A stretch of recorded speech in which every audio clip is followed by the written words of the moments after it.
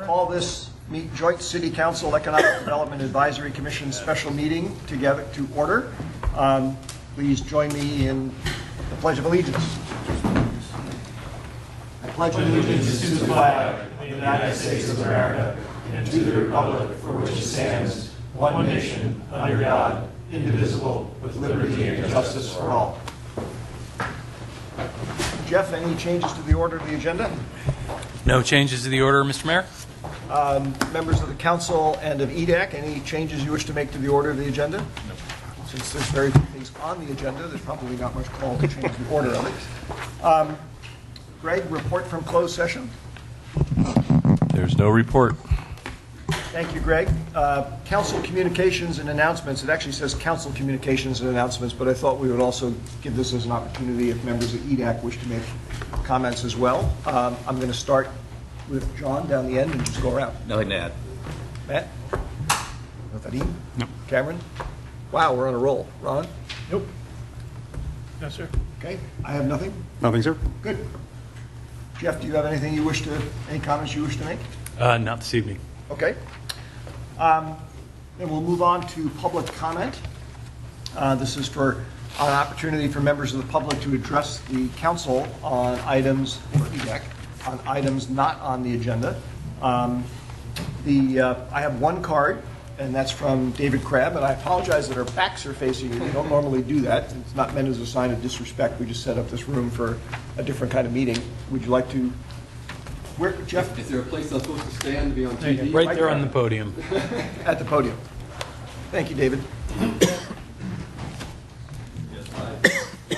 This is just an announcement to remind you that Sustainable San Mateo County is having their indicators launch tomorrow morning from 11:30 to 1:30.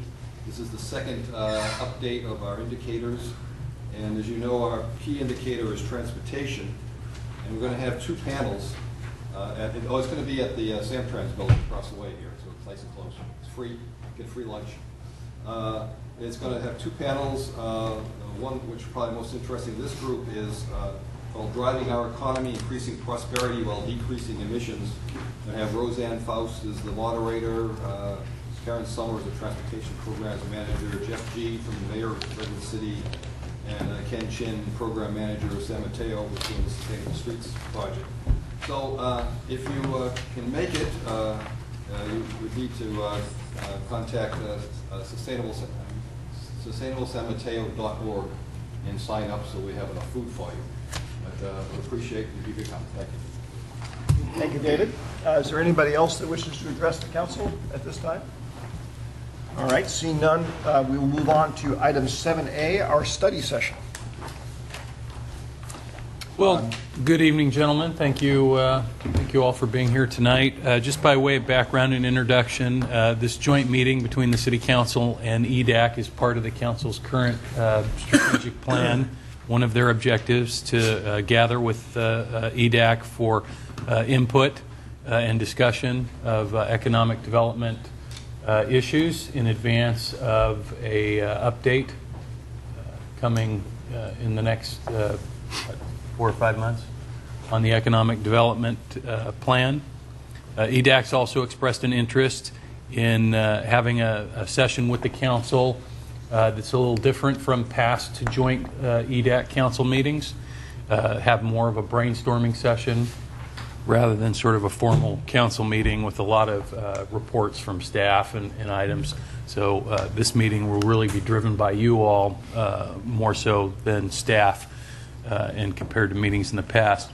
There's been a great deal of work done in economic development, but there is definitely an interest that I've heard from many council members, and I know Al has heard from EDAC members about looking forward and what comes next after some of the projects. We still have a lot of important economic development projects going, Wheeler Plaza, the Landmark Hotel site being probably the two largest well-known projects. We're not looking to necessarily discuss or change those issues tonight, but kind of plan for, what comes next, what gets put on the table. These projects that are being implemented and Wheeler and the hotel were envisioned long by folks long before any of us were in the room or in the roles we're in today. To prep for this meeting, EDAC Chair Josh, Al, myself, Odessa tried to meet with all the council members to begin to gather ideas for future economic development. EDAC also spent a good deal of time prepping and generating ideas for this meeting. Some of the key takeaways from the discussion is that there's a recognition that we don't want to take away from the current objectives, but a desire to add to the work and look towards the future in terms of our planning. So tonight's not going to be about making any final decisions. Council's the final decision-making authority for the economic development plan based on future consideration of the plan that will ultimately be considered and recommended by EDAC to the City Council. So tonight we'll be focusing on new ideas and then trying to get some direction on what's important moving forward. And with that, I'm going to turn it over to our Community Development Director, Al Savay, to just walk you through a little bit of the preliminaries on how tonight's plan to work. Thank you, Jeff. Good evening, Mayor, members of the City Council, Chairman, and members of EDAC. So tonight what we have planned is we have about 2 hours, and what we'd like to do is get you out of here by 9 o'clock. Of course, if you strongly desire to go past 9, that's up to you. Also, as part of the strategic objectives of the City Council, it says that we ought to have more than one meeting. And again, that's up to you.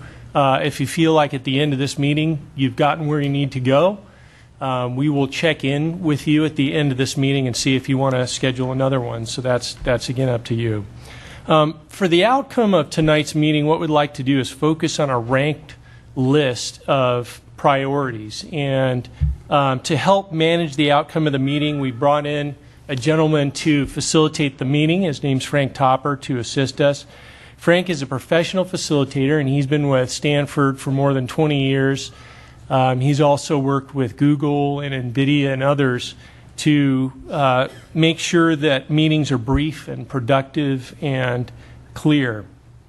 In preparing for this meeting, just to kind of piggyback on what Jeff said, what we did is we took the notes that we had from the City Council individual meetings and also the meetings, lots of the meetings that we had with EDAC that where everybody generated ideas, and we brought all those ideas to the table tonight for all of you to consider and address. And to ensure that we get some measurable outcomes for tonight, we're going to ask you to look these over and select the top ideas. And Frank has a unique way of doing this, and without further ado, I'm going to bring forward Frank Topper. Frank. Thank you, Al. Hello, everyone. Hello, Frank. Frank. Hello. So let's first take a quick look at the agenda. Here's the plan. First of all, I've got a couple of ground rules. And this is to make sure I hear you. So it's one person speaking at a time. Probably you do that anyway. I'm going to capture, if you have new ideas or you want to change ideas, I'm going to capture them and put them right on the screen. So make sure you're happy with the words I put up there. I'll get as close as I can. If we get into storytelling or war stories, I may interrupt and say, Mark, have we captured your idea? But anybody can tell me to chill out, because someone may say, or Vadim may say, Frank, that's actually a hot topic. We need to spend a couple more minutes on it. So that's sort of the broad ground rules. What we'll come to is we have to figure out how are we going to choose from these 57 ideas or any other new ones you put in. So we want to develop some criteria. And then once we do, we're going to select the top ideas and use this little handy polling device. We'll do a little test, just like America's Funniest Home Videos or Who Wants to Be a Millionaire. This is very helpful for seeing where people stand. It's anonymous polling. It's quick. So we'll rate those ideas. We'll add any new ideas. Just make sure we didn't miss anything from all the documents, the EDAC meeting, the council interviews that have come together. And then we'll see if we can select the top ideas and see what time that is and how it feels for, are we in consensus or do we have enough for the City Council to decide from? So that's our plan. Sound okay? All right. So let's start with, let's take your keypads. We're going to do one test vote just so you can see where we're going to be going. So the statement here is, I'm an above average driver. So we're talking about you. If you strongly agreed with that statement, you'd press 5 on your keypad. If you agreed, you'd press 4, 3 sort of, 2 disagree, or 1 strongly disagree. So I'm going to press 5 because I am an above average driver, and I just press and release. And a little green light goes off in the keypad. That means your vote's been recorded. If it blinks or turns red or anything else, then I need to give you a better keypad. But I just did all the batteries. It should be good. So everybody right now, press a button from 1 to 5. I am an above average driver. Just your agreement with that statement.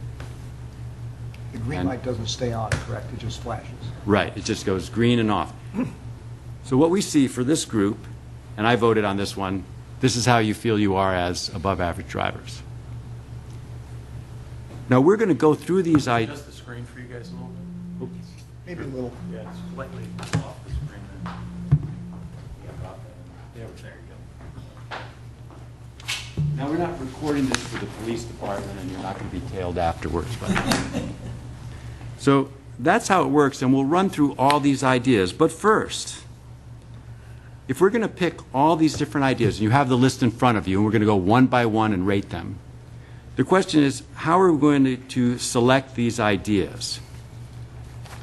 So we had a couple discussions, and it looks like if you strongly agreed with an idea that it probably would meet some of these criteria, it raises revenue for the general fund, it may be feasible, sustainable, somehow leaves a legacy going forward, or aligns with the mission and goals of EDAC and of the city.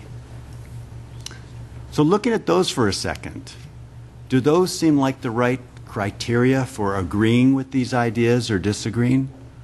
Or is anything missing or you'd like to see for us to consider? Keith? One item, when I look up there, I see the immediacy element as far as economics go. Does it raise revenue? But it seems to me that the long-term value from a strategic approach is perhaps a little bit embedded in aligned mission and goals. I'd like to call that out, because positioning may in itself have value. So we just put this one includes long-term value? Long-term strategic value. Thank you. Thank you. Excuse me. Keith? Two things. One is, I wonder whether or not for things like increasing employment shouldn't be a factor. And I also have a question. I don't understand what leaves a legacy means. I'm not sure what the word legacy means in that context. Okay. I think perhaps I can help with that. I mean, it's like if you were to think in the future as a council member or an EDAC member, a great project for the community that you feel proud of being part of, and does it benefit the community to the degree that you would feel proud to be a part of it? Okay.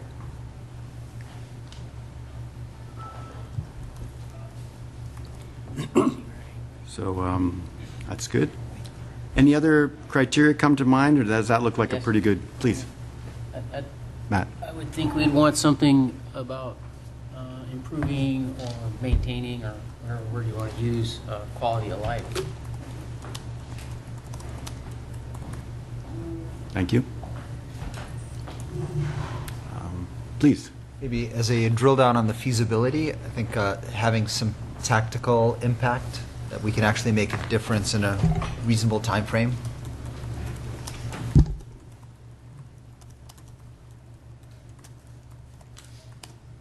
Thank you.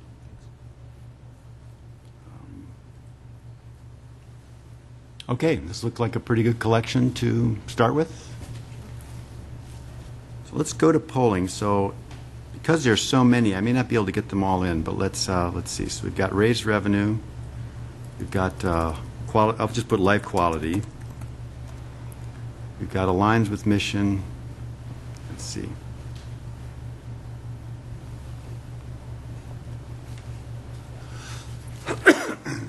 Yeah, they won't all fit in. So this will include employment, quality of life, and those we just mentioned.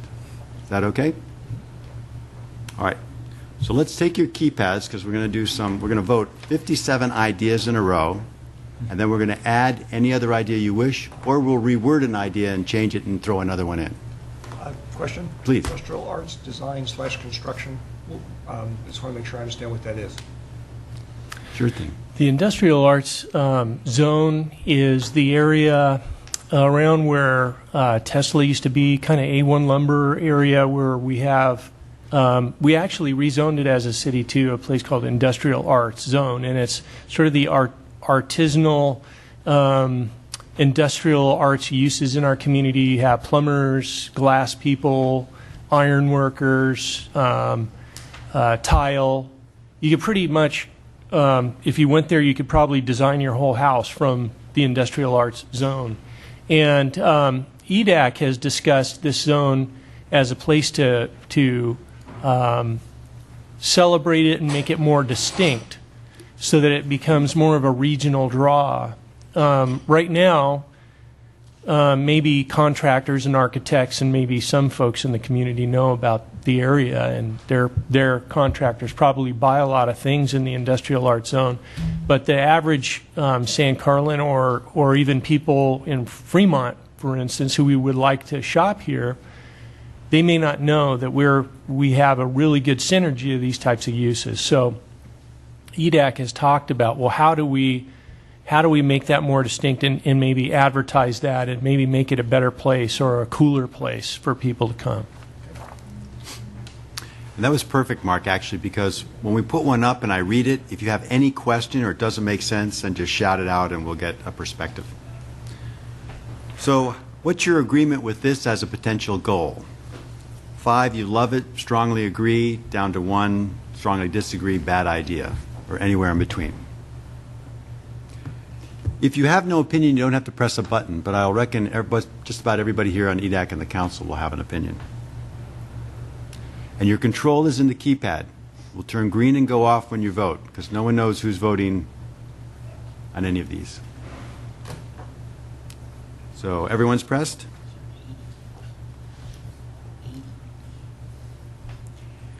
Incentives for businesses to locate here. Your agreement?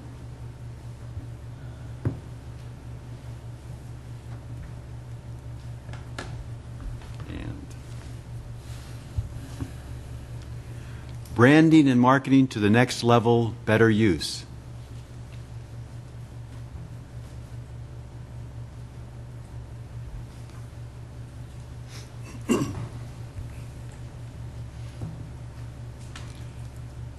Attract businesses to match local and regional skills.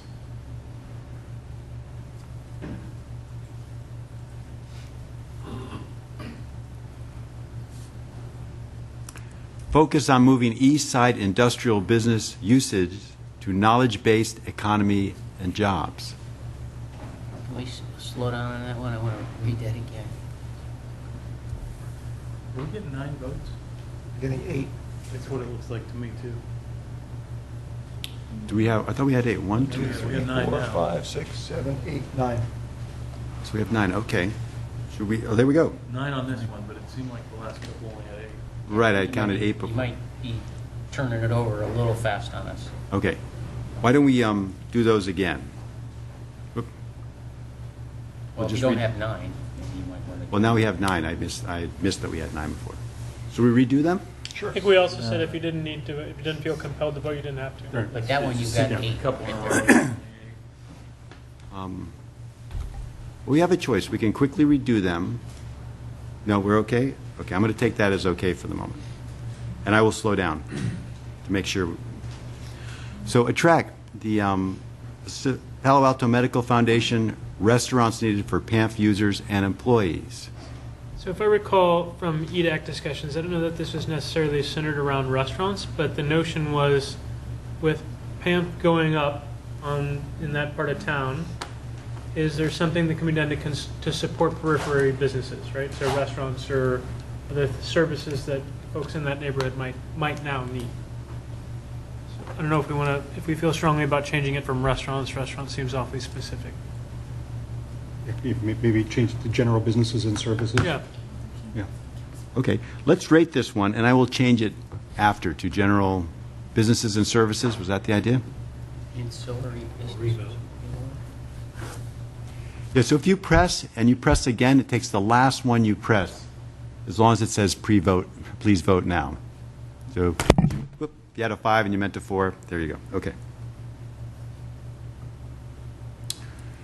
Broker relations is important, proactive, and hand-holding. Can you explain that? Do you want to try and explain? Good evening, Odessa Pitvidal, Economic Development Coordinator. This discussion came from one of the one-on-one meetings with council member. One of the council members thought it was really important to have a continued relationship with brokers. It is part of our current economic development plan, and we are doing it. But again, that certain council member reiterated the fact that it is extremely important to continue that. Thank you. Okay. And last chance. Thank you. Proactive and change processes that are hindrance to economic development. And was this specifically to city-based processes? Planning, zoning, funding? Yeah, who does this relate to? Business practices of the city. Of the city? Do you want to take that? Okay. Oh, Just a quick statement. So I think as we run through all 57 or whatever these, we'll find that they're at different levels. So this list was meant to be pretty comprehensive and then shortened for this format. So I guess just something to keep in mind. Some of these things are not necessarily changes to the way we're currently thinking about economic development. Is that a fair statement? That's it? That's fine. No? Okay. okay. 9, developing an updated mission statement. For EDAC or specifically for EDAC? For the economic development plan. Yeah.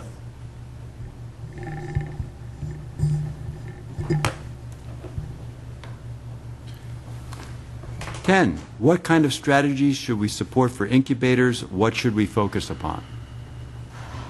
Not sure how What does that how an mean? agree, disagree Question. thing ties to that question. So I think on this one, eliminate the question marks, and is a notion of Should we have a strategy to support incubators? exactly, Okay. and yeah, All right. Should we focus on that? All right. Okay. So this is create a strategy for incubators? Okay, 8 people voting. thank you. Consistently, we've had 8. It's like somebody's not participating. 11, city's involvement post-RDA. Can we give incentives to businesses? And again, we've mapped that to, we should give incentives to businesses, right? Okay. So that's, we should give incentives to businesses. What's your agreement? which actually in this case is the same as number 2. That's all right. See if the votes are the same. We'll see how close we match, Josh. Okay. Anyone else on this one? Everyone pressed who wants to? Okay, that control is in your keypad. 12, we should not lose sight of economic development. Don't quite understand what's actionable on this one. Yeah. All EDAC members who vote 1, please see me afterwards. I was thinking the same thing.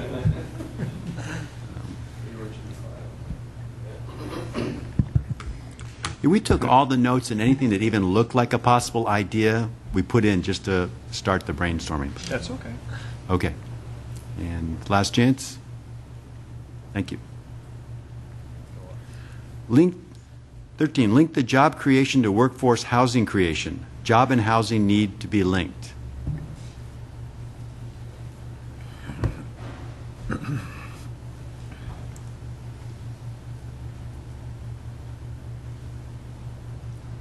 Outreach to businesses, are you planning to move?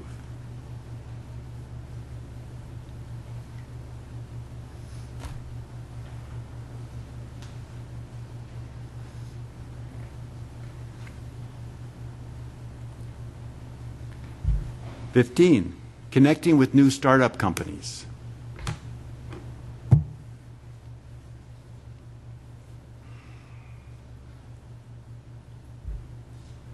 16, building materials. We need to keep our machine shops so they will not go away.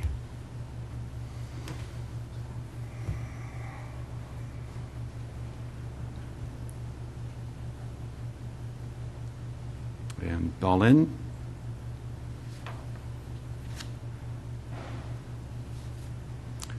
"17, ask the applicants how was the development process. Have personal conversations with people, much like an exit interview process." Agreement level? And these are applicants to which process or activity? Building permits, planning and building, yeah. Thank you.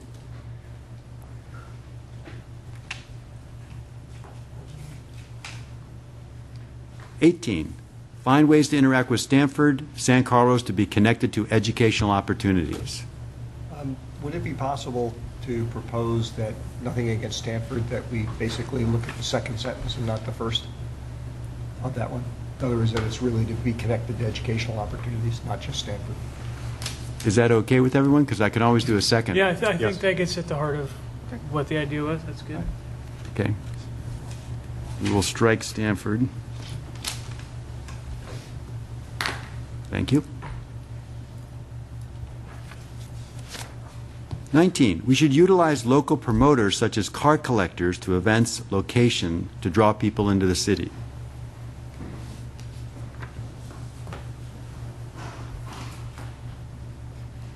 And anyone else? Thank you. 20, branding of our industrial area. For example, renaming the industrial RD or design standards for the industrial area, industrial road.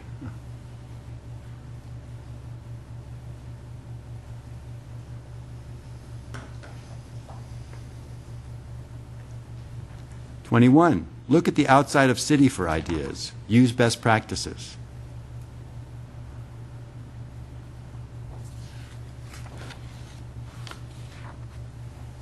"22, uniform field in sidewalk, landscaping, and structural designs."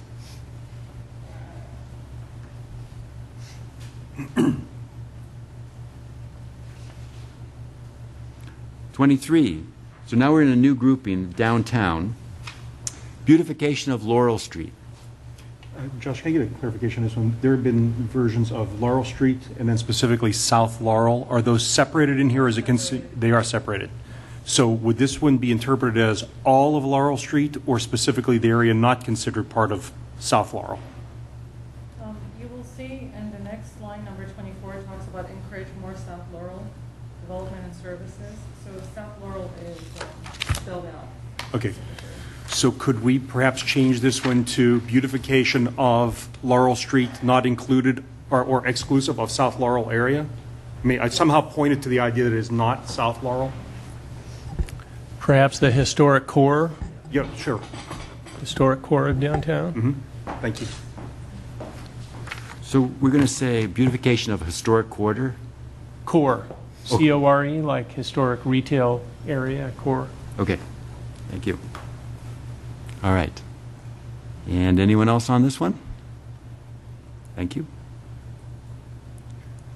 24, encourage more South Laurel development and services.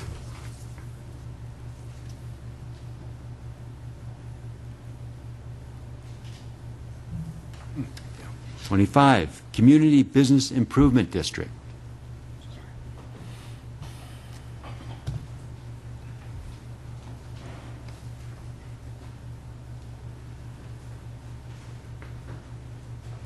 26, facade storefront improvement program to be renewed again.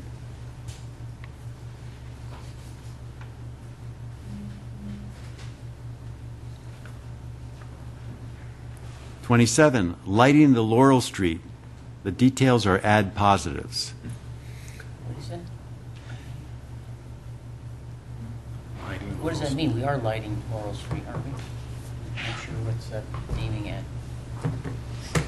Was that the extension past the core area, Josh, was that I think it probably was. going down? So this was the idea of past the central area of Laurel Street and adding lighting to those locations not in the prime blocks. I'm not even sure they have street trees, but okay. That okay? And last chance? Thank you. 28, El Camino and southern part of Laurel needs attention and plan.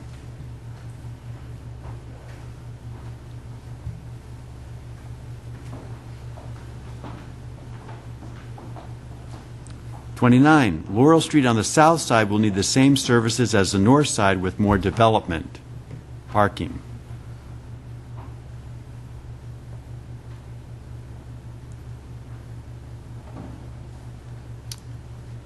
'30, PBID would help with beautification efforts. PBID? Peanut butter and Identification. That is the same format as Business Improvement District. It's called Property-Based Improvement District. So this is the same format as Business Improvement District, basically. So this would be owner-funded. Yes, property owner funded. And anyone else? Thank you. 31, PAMF employees will need a shuttle from Laurel to PAMF.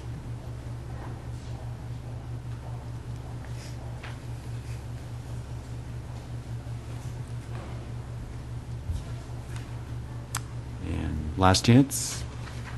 Thank you. 32, need new events for downtown San Carlos businesses, such as block parties to promote restaurants.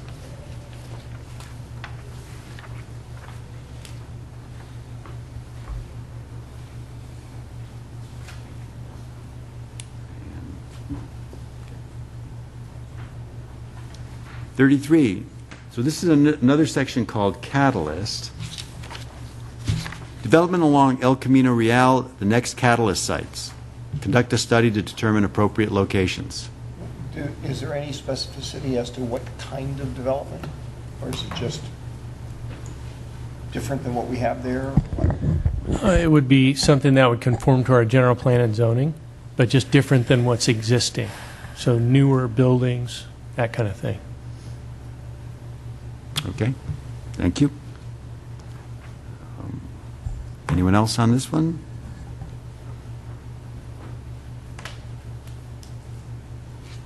'34, incubator hub for new businesses.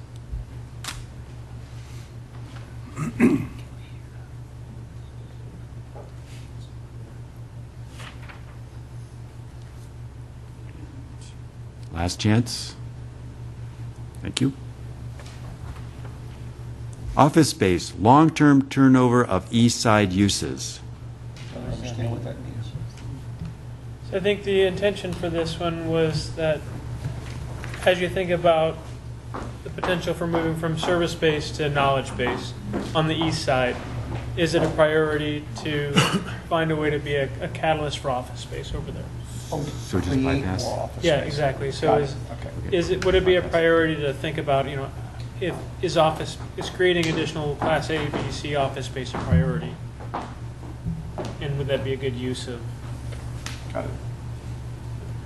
Okay, thank you.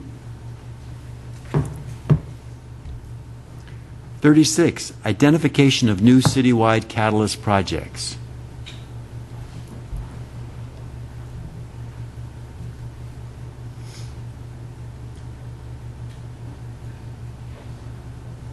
And all in? Okay. 37, secondary restaurant district to support businesses.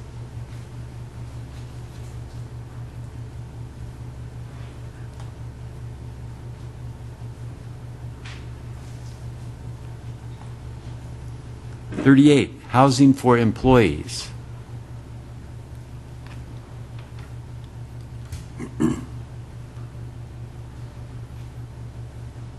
39 we got. 40, big part of the plan should be the future of the east side.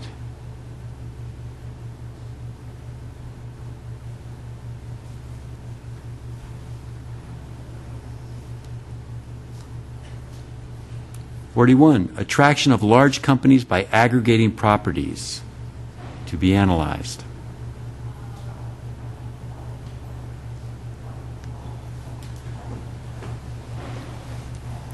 '42, early facilitation needed between neighbors and businesses to reduce friction.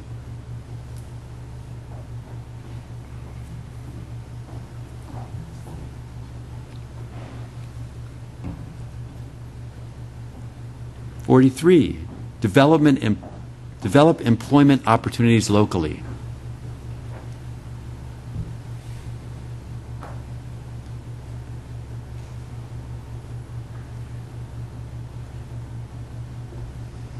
'44, East Side in the next 10 to 15 years will evolve.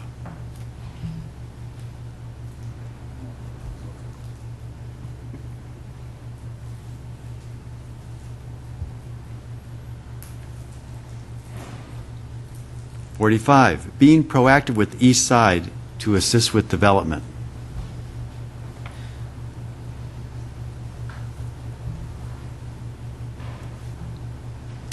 Now we have a new category, natural and resources. 46, resource conservation production alternatives, such as energy, water, and food. Or does that mean in the context of encouraging economic development that addresses those opportunities, or? Okay. Thank you. And last chance. Thank you. 47, identify business needs in event of a disaster.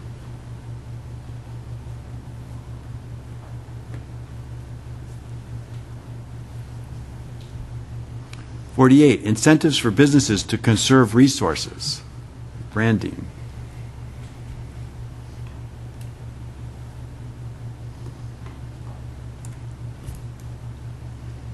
'49, incentives for property owners to conserve resources.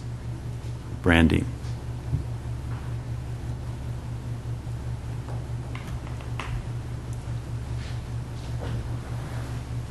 '50, construction of a training center for jobs, sustainable construction practices.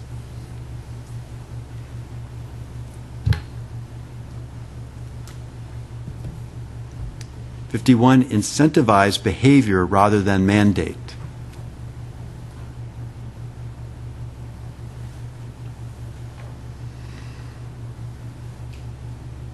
And last chance. Okay. Thank you. 52, this is, the last segment is called transportation. Pedestrian, improve pedestrian path to Caltrain and downtown from East Side businesses.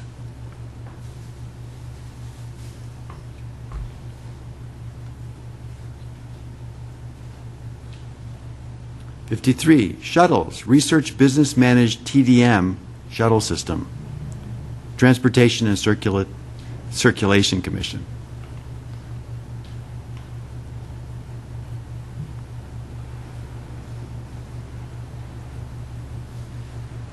'54, circulation improvements, Holly Street, city access improvements, traffic study to determine creative alternatives, smaller shuttles, alternative access routes, T&C involved.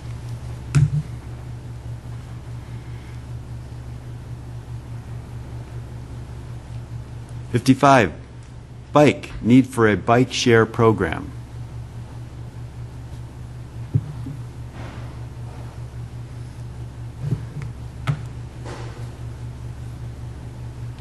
'56, connectivity to the city from other regions, getting workers into the city transportation network.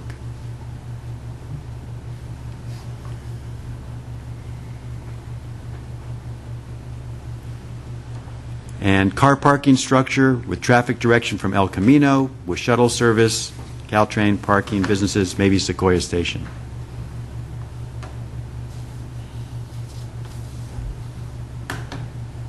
All right, way to go. So we just rated 57 ideas, but before we really look at them, did anybody come here with an additional idea, or did another idea come to mind that's not on this list? Since this is a great chance to get it up here and get perspective? I'll throw out one that I'm not exactly sure how to describe it. I have wanted to see if there was a way that we could provide some kind of improved transit connectivity between some of the outlying parts of San Carlos and the downtown mass transit core. And I have no idea what form that would take. Used to be buses a long time ago, although there weren't a lot of them. You mean primarily residential? Yes, I mean, because the remote areas are primarily, I don't think we have any remote commercial Well, it areas. depends on your definition of remote. Yeah, I meant off of the El Camino axis, back up the hills.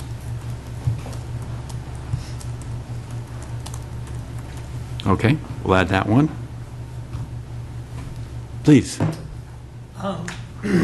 See it in here, but I would like to see something along the lines of more rental housing closer to the transportation corridor. You could say development of more rental housing close to the, close to transit.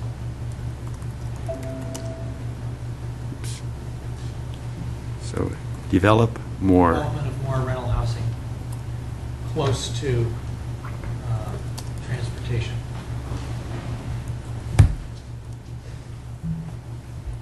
You could actually say even along El Camino. Great, makes it clearer. Other ideas? Okay. Let's rate these, and even as we go along, if another one comes to mind, we can just toss it in there. So let's do this one. A way we could provide some kind of transit between outlying parts of San Carlos and downtown transit core.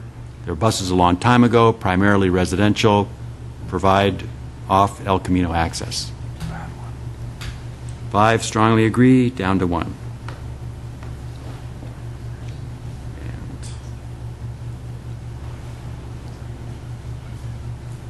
And then this one, oh no, we didn't do that one. Development of more rental housing close to transportation along El Camino.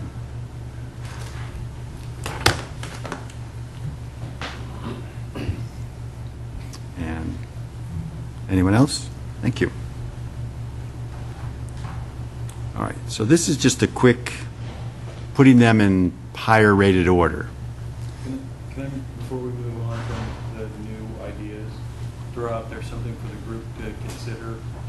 If you'd like to put up there, this is more brainstorming session, but what I don't see up there would be a question about whether or not it's a priority to continue setting aside available funding for future property acquisition, economic development property acquisition.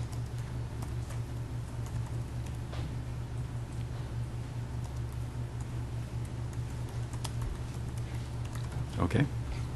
I have no problem responding to that. I, for what it's worth, I tend to view that as how do we finance what we decide to do? It's because it's a way of financing how we decide to do it. Shall we rate that one? It's easy. So continue setting aside available funding for future economic development property acquisition.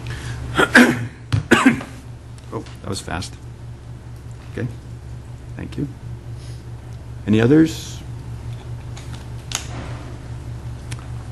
So we have 28, El Camino, southern part of Laurel, need attention and plan, more South Laurel development and services.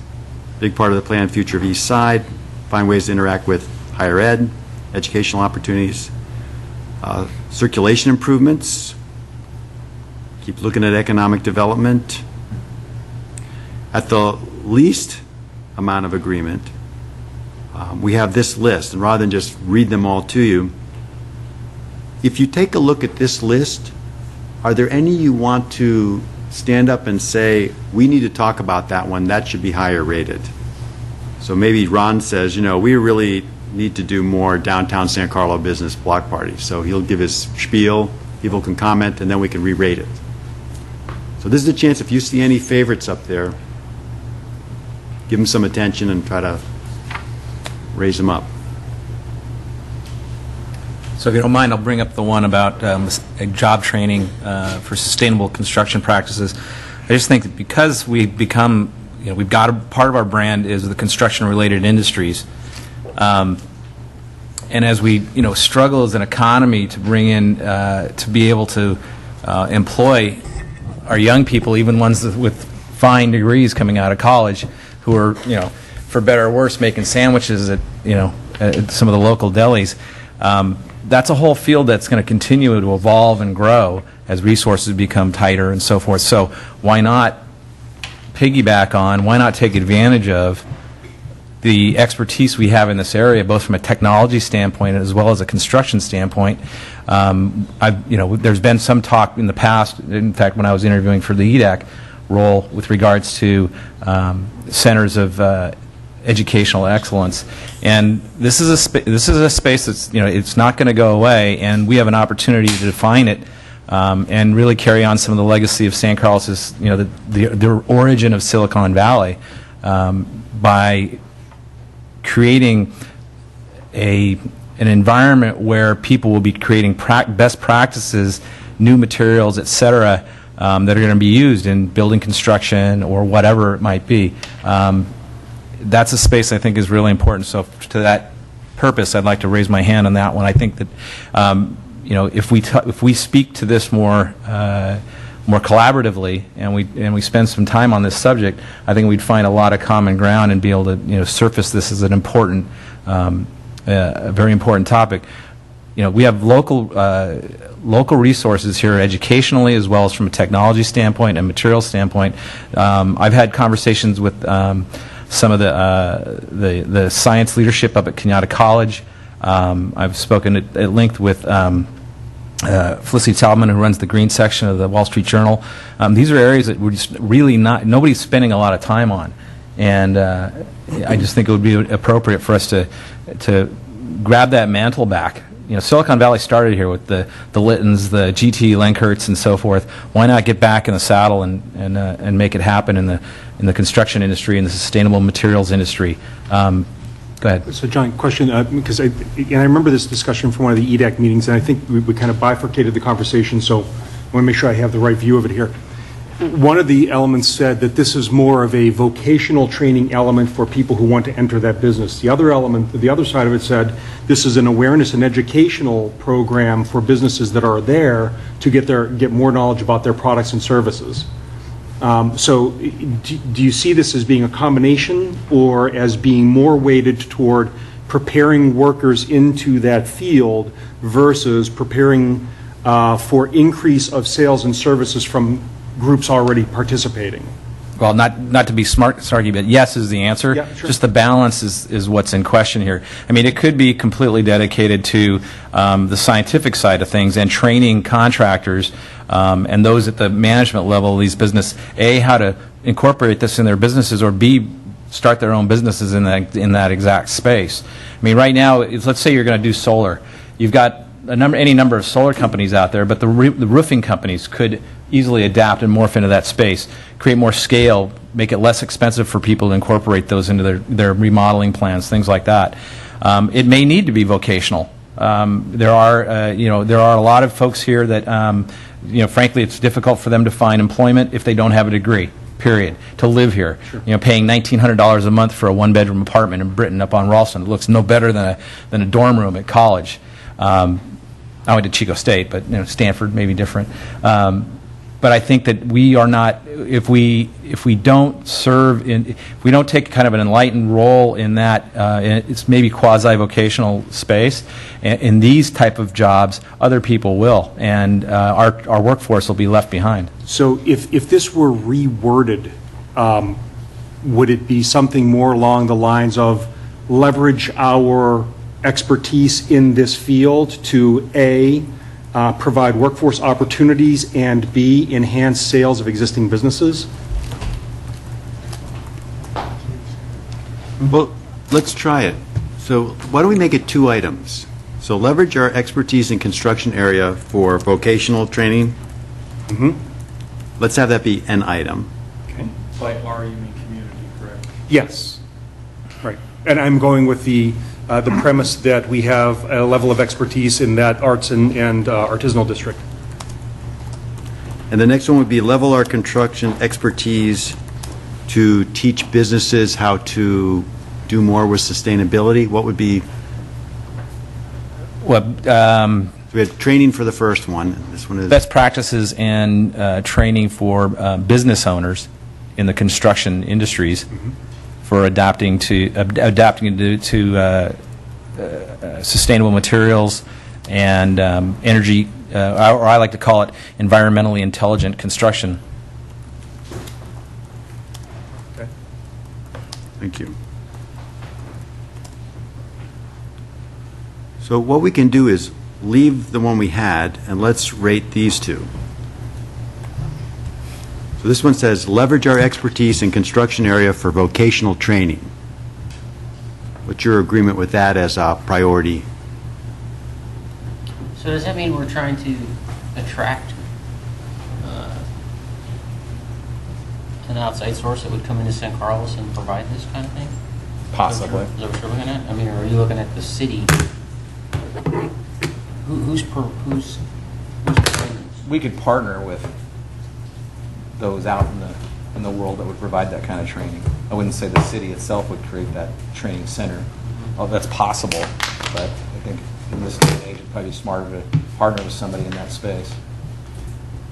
I know it's challenging not to move to like how we can execute on any of these things. I think from a EDAC perspective, it's helpful to know is this an area, right? So this supporting vocational training, is that a priority as we think about economic development? And then either EDAC or we sort of figure out the next step, which would be, do we do it ourselves? Do we partner? Is somebody already interested? I think it's just sort of taking that first step to say, is this one of the top things that our group and the council, as you think about economic development, should be focusing on? Okay. Thank you. Anyone else on this one?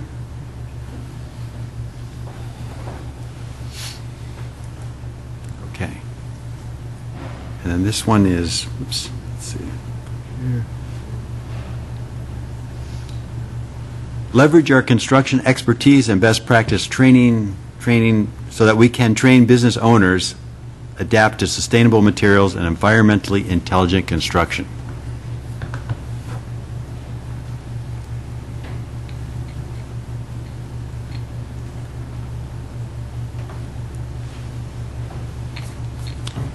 Thank you. I'm going to go back to this lower rated one. Let's see. So vocational training ended up right in the middle. Looking at these others, anything stand out as something you would like to comment on? Actually, not so much comment on it. I'd be interested in if there's a way to look at, we sort of have we have 2, employment-wise, 2 opposing themes here. One is construction / whatever, building trades. The other is knowledge work. There were a whole bunch of questions about knowledge economy and economy of the future and whatnot. I'd almost be interested in seeing, was there a difference in perspective of which one of those we wanted to focus on, or we wanted to focus on both, or what? Maybe we could put that in as an item. I'd call it, we should focus on... Actually, I mean, you can if you want, but and I don't know if your system allows you to do it, but it would be, to me, it would be just looking at how we answered some of the questions that are here. We could look at the spread. So this is where there's the biggest disagreement in the room.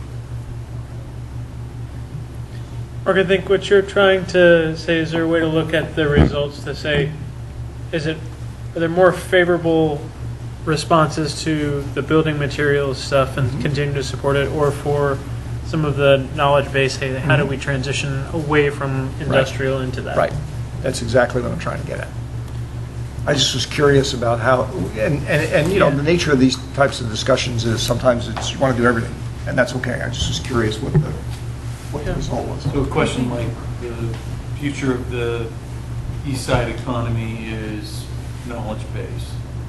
The future of the east side economy is construction, industry-based. If you wanted to reduce it to two questions, that's how you would do it.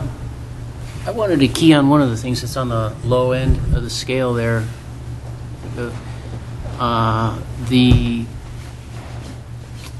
Where is it? Uniform feel and sidewalk landscaping and structural designs. I think that's something that's important, but the way it's worded, that idea of uniform, I think, is off-putting to a lot of people. But I think having some, if we go to the east side now, and we think about, one of the things up there was, is it going to evolve? And I think most of us agreed it's going to evolve. But if you don't have any kind of standards, the fear, and I'm kind of speaking as somebody who's in the design trade of buildings and so forth. If you don't have any kind of standards, you end up with what you have now, Quonset hut buildings and buildings that look like they're falling over and owners aren't really taking care of them and things like that. And when people put things in, you don't want to constrain a designer necessarily so that everything looks the same. But on the other hand, you want to have some kind of standards so that you don't get more garbage built over there. And so, that's it's kind of a balancing act of how to bring things up to a new level of design without squashing design. It's a good question, Matt. Al, from a design standard perspective, I would imagine there are some rules in place or guidelines in place for Laurel, but do they extend citywide into each of those zones on the east side? No, not necessarily. For instance, the city council did adopt standards for El Camino, so that the council was presented with some special design standards for El Camino, and they were adopted. When Eastside Connect came through, there's the same standard, and there are some crossover ideas that go across from El Camino to the Eastside Connect, but not exactly the same. The city also, from a public works standpoint, has some design standards in terms of widths and things like that, but it doesn't say you have to have this color or a sidewalk or this material here. We do have tree standards. We do have a light standard for residential for some places. So yeah, I would say that from a public works standpoint we do. And then finally, from an architectural design standpoint, in our zoning code we have lots of design guidelines now. When we redid our code, we kind of said, here's the form and shape of things, but we didn't go down to the ultimate detail, because as Councilman Grocott said, you don't want to overstep your boundaries with design. So would it be safe then, Al, to say that this particular point as displayed up there would have one implication if you're talking the city at large, where we have some form of standards or plans in place, but if you were to look at the microcosm of East Side in general, it would be a potentially very different answer. Right. We don't have those same things as we do with the rest of the city. Right. I mean, we've kind of evolved over the years. Like industrial there was a design standard used for that when it was upgraded. Then there was maybe a newer, better design standard that was used for East Side Connect project. So, right, we don't have one single design standard that you would apply. You might key off of the newest one and do that if you wanted to. So then would it make sense, and I think I might have seen some typing going on back there, does it make sense to create a specific version of that question for the East Side? Because there are several other East Side questions as there were with South Laurel questions out there. This is what I tried to do, if I'm connecting right with what the comment. Design standards or guidelines for sidewalks, landscape, structural design for East Side. Is that? I would change structural to building. Yeah, because I don't read the original question the same way that you read it, Matt. I read it totally different. What's that? I read it to mean sidewalks, landscaping, and design for things like city infrastructure. streetlight poles, stoplights, when you go to Daly City, everything's painted blue. That type of public infrastructure look and feel, as opposed to privately owned buildings, which I think is, Yeah. this question speaks more, the Yeah. creating now speaks more to that. And I'm not sure Jeff, I if think that's you're right. I clear to think, everybody. if I remember correctly, the discussions probably started around Laurel and like beautification there, and should there be a standard when it comes to landscaping or lighting exactly? And I think it probably morphed into, hey, and if you were going to do something along El Camino or other sort of development in the court, but I think it's a really good question to say, if there's going to be, if we foresee change on the east side, is it applicable there too? Yeah. Yeah, because this was one of the questions where the result actually surprised me, and maybe it's an interpretation of the question, because I felt like it was a question that we had a lot of comment from a lot of different people in the meetings I was in, where it was sort of a reoccurring theme, and then it's been voted very low. Well, I think there was a second question or statement, something about beautification. Okay. And I don't know, in my mind, I was sort of saying, well, we'll vote for both of them, because I think in my head they seem the same. When I looked at it, I saw uniform and I thought continuity. There's a continuity throughout the city, so you know you're in San Carlos. When it changes, you know you're not anymore. That's how I saw it. I believe that that's what was meant, if I'm not mistaken. Would we like to rate this one related to the east side design standards and guidelines? Sure. And then we'll see what you'd like to do with the other ones? Can Or Judge? Matt, would you be fine if we eliminated east side and if this is applicable at a higher level, or do you think it's important That's fine with to me. keep it just as east side? It's fine with me to eliminate east side. I actually liked having east side specifically in there. I could do two. You want two? It's very, Back of it, where is the question about Laurel beautification? this one right here, 23, it Oh, was there it is. right in the middle. Yeah.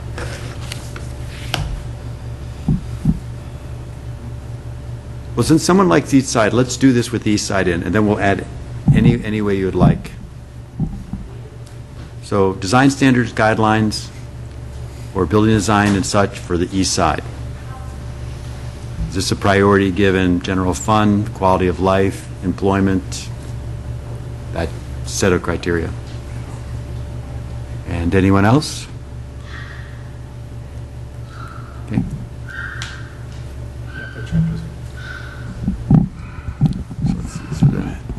So we have the, if we want to talk about it, the beautification of Laurel Street and this uniform feel. Can I ask a kind of a process question? So it looks like we're at about halfway through, and so what's kind of the rest of the process for the remainder of the meeting? The intent of this is to make sure everybody's, for the next whatever time it takes, that if you see a project there that you have a feeling about, or you think for the community or revenue that should be rated higher, this is a chance to put out your comment. And I guess then, okay, so then for Al and for Josh and others, so what do you see coming out of this? Do you just draw a line and you say, that's the economic development plan, or? And I guess my larger observation is, having been on EDAC for a few years and now, on the council, for some reason with economic development, it always feels like we're starting from scratch. It's the same list that we went through a painstaking process and reprioritized. And I have I'm worried that I'm going to be back here 2 years voting on facade improvements again, and then, and again, and again, and again. And so what I'm wondering is, how do we become more of a learning organization where we're having a larger point of view rather than, continuing to draw what are all worthy ideas? I honestly, I'm not an economic development professional, and I don't know which are the right ones. And so it's somewhat arbitrary. I have a perspective. And I worry that many of my colleagues also, while they're all smart folks, don't have, the domain expertise to know what's going to have the biggest impact for the city, this one versus this one. And I worry that a process by which we we list and we try to synthesize, opinions which are, maybe not complete. I mean, I would much rather be living in a world where, the domain experts were coming and saying, here's how we see the world, here's how we see we're positioned, here's where we see the biggest opportunities. What do you guys think? I worry that this bottoms-up approach and the fact that we're continuing to see the same, list year after year after year, I'm just not sure that it gets us to the place we need to be.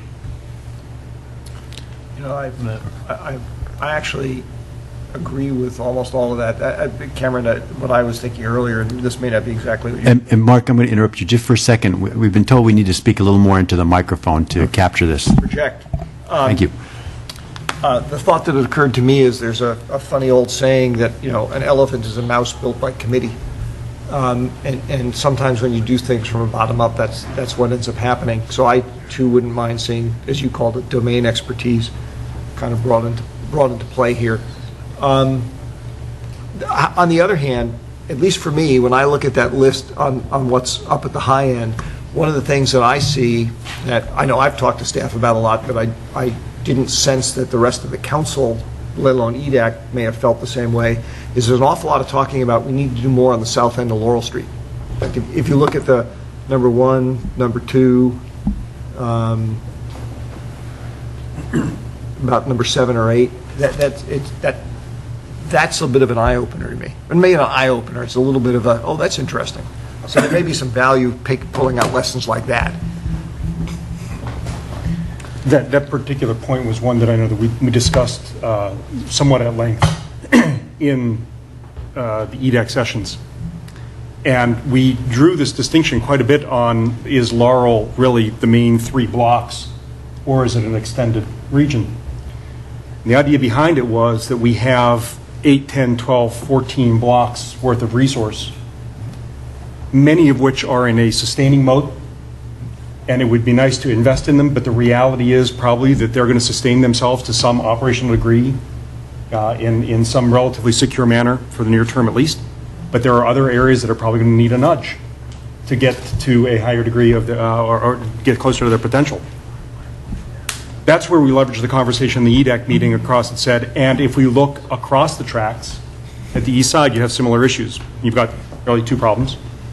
One is that the area itself is lacking a core identity, and we're lacking accessibility in and out, which is why we ended up coming out of this with the idea of the circulation and transit path. So, Cameron, to your point about some of the larger ideas, I think many of them were bundled in one form about how do we create value, or how do we create the potential for value in areas where it might not naturally occur, and how do we distribute those efforts to as many pockets of the city as possible, rather than necessarily concentrating on things that have had a history of perhaps already getting attention.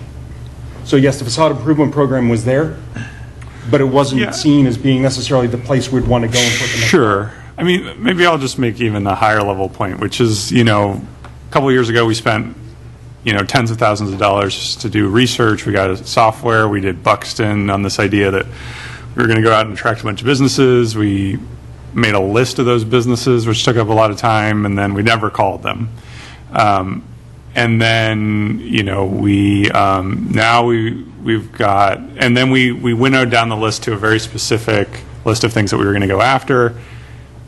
Not really clear what we did, what that list was. We're essentially, the 9 of us here, setting a priority for like 2 staff people and a relatively limited budget. And then we've got, in addition to this meeting, we've got $30,000 appropriated for a consultant to help write us an additional economic development plan above and beyond what we're saying. So I'm just not sure how all the pieces fit together, and how, I want to help be productive, and I want to help, help the process as best I can. And I'm just trying to understand, how do I do that? Sure. Let me jump in here for just a second. It was the desire of both the City Council and EDAC to have sort of a brainstorming session. Sure. And a more dynamic joint meeting than what we've seen in the past, which is we have these joint meetings and we kind of have a presentation and everybody asks a question or two and maybe a few people make comments and we adjourn the meeting and we really haven't learned a whole lot or had a lot of meaningful dialogue. So what we're looking at right now is the beginning of a process that's going to start with these priorities. And then what we're going to be doing is we're going to be reaching out to experts, including the staff, to start to explore some of these ideas, because we don't have a lot of answers for you tonight. I can't tell you how much these things are going to cost, or what the likely timeline is, or how much staff resource is going to be committed to making one or all of these things happen. And of course, those are going to be critical to the city council before they ever, wave their magic wand and cast their vote and start to actually allocate resources and allow staff to design programs and projects to put these things into place. So those things will happen, but we thought, given the feedback and desire of both EDAC and the council, we would begin with this sort of free-for-all. So again, if there are ideas that anybody's got that aren't on this list, or there's things that need to be reworded or discussed, then by all means, this is the forum to do that. And of course, we can do this again if we can't get through it all tonight, or you want additional time to digest some of this, think about it. Let's not rush ourselves as we move through the process. Does that help at all? Yeah, I mean, if and that's a good context. If the design is just to be messy, just get a bunch of stuff on the table, then that's fine. I guess just my larger request is that what are we on, a 2-year economic plan cycle? Is it like, it'd be great that in 2 years we come back and we kick it off with here's what we've done, here's our point of view, here's what worked, here's what didn't work. So we have a sense of, it doesn't feel like we're starting from scratch, Well, I could add a perspective, not a historical one as a new member, but the topic of expertise has come up now a couple of times, and I think that that's fair enough. And what I would just like actually direct to the front, this is a list that has some implicit clusters, it has some implicit conflicts. Right now we just have a ranking of preference and interest. Is there any way to go through this and actually, A, facilitate a weighting, saying is that really matters to me or it doesn't, and B, here are items I would like to see clustered, because that would get us a little bit towards that expertise direction where we now what's strongly believed in what really matters. And while that will be cheaper than spending $30,000 on yet another consultant, being one, now that isn't always money well spent. I sort of share that worry a little bit that we have a very long laundry list of items, and we have some high-ranking items like asking a 3-year-old, do you want free ice cream? I mean, we'd get a 5-star vote on this every single time. So I think getting to the next level just in terms of methodology, is that actually feasible to introduce a weighting, saying as that is really, we all agree, but it's not really relevant and we can move on from this? So there's a couple ideas on the table. Let's take this idea that some of these overlap or they're very similar, like Laurel Street or East Side or however you see those. If we can look down this list and select those themes and just pick one idea per theme, and we'll note the theme, I can then take that set of ideas and then you can compare them to each other. Which one's more important? Is this one more important or is that one more important? So we can force a ranking. That's one thing we could do. And I'm guessing in that forced ranking, that would be, wow, this one, for instance, South Laurel Development and Services, is that more important? Or ask applicants, how was the development process? Which one's more important? Can I jump in here? Please. This is the kind of thing that I would, the way I look at this is a little bit like when I meet with my clients and I do what I call a kind of a development meeting to a program meeting, I call it, to program the design at the beginning. And I just ask them all kinds of questions and I take in all kinds of information, and then I go back and I draw up the first plan with the understanding that I either hit it out of the park or I don't even get on first base, and either one's okay.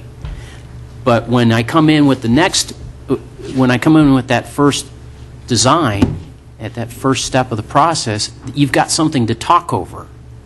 So you've kind of separated out some of the information, and from my perspective, I've tried to put down the priorities that I think I'm hearing from the client. So what I'm saying here is what I think is necessary is I appreciate Cameron's concern. We don't want to be doing the same thing again 2 years from now with the same list. But I see a start of a process, and this, to me, goes to the staff.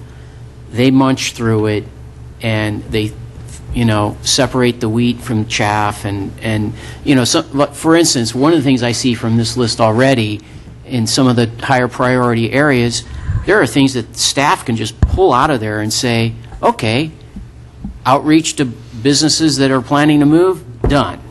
It's off the list. It's no longer up there because they can just say, yeah, we can do this tomorrow or within a week. So I would say give this to them, let them work it out, and let's have another meeting. And, even if we have to have another meeting like this in I don't know how many months, let's do it. I have one other item I'd like to add to the list, by the way, but I'll let this conversation end first. Cameron, you started this with a question that said, what do we want to get out of this? Yeah. So the intention was, if I can spend just a minute on this, the intention was touch base with all the council members, understand what's on your mind, right? Right. Come to EDAC, understand what's on our mind, put the list together, and categorize it. What I was hoping that we would do is check off tonight on the category. So it's fine that we've run through all 57 of these ideas, and there are sort of multiples of each of them, but I feel that, Matt, what you were just talking about is exactly what I wanted to get out of this. Mm-hmm. Are these categories right? And are there some hot topics underneath of them that need to go be explored a little bit more? And then come back to the council and say, all right, with the feedback that we've gotten from council and EDAC and small businesses and this first working session, here's a good draft of where we think we ought to go.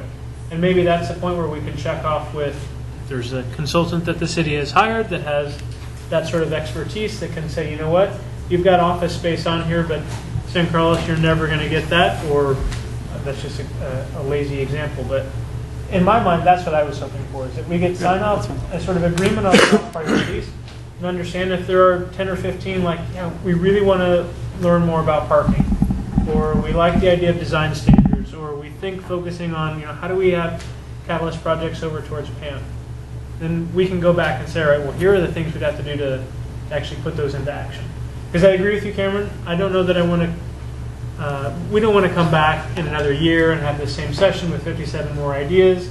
We want to, I think EDAC wants to have things that we can actually sink our own teeth into to assist the staff that's only got, a couple people. Or to the question that was raised last year, Mark, I think by you, is what does he ask?